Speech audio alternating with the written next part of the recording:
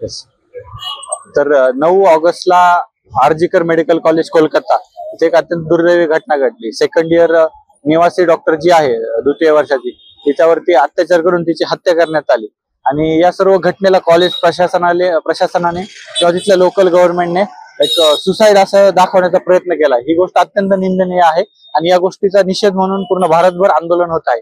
तर या आंदोलनामध्ये मार्ड, छत्रपती संभाजीनगर तसेच मार्ड पूर्ण महाराष्ट्र स्टेट हे सहभागी झाले असून सकाळी 9 वाजेपासून सर्वजण बेमुदत संपावरती गेलेले आहेत।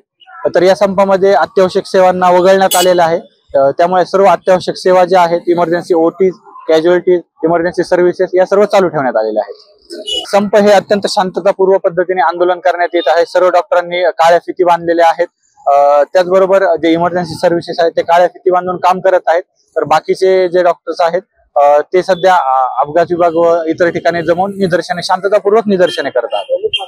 प्रमुख मागणी आमची सगळ्यात महत्त्वाची ही मागणी आहे की जी घटना घडलेली आहे त्याची इन्व्हेस्टिगेशन लोकल पोलीसद्वारे करण्यात येते आहे वेस्ट बेंगॉलच्या। त्यामध्ये आम्हाला काही तफावत आढळत आहे, पुरावे नष्ट करण्याचा प्रयत्न केला जात आहे।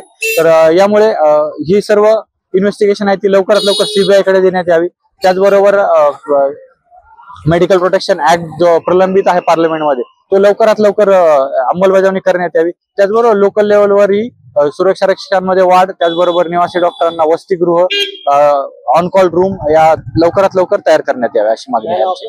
मी डॉक्टर रोहन गायकवाड, अध्यक्ष मार्ड छत्रपती संभाजीनगर।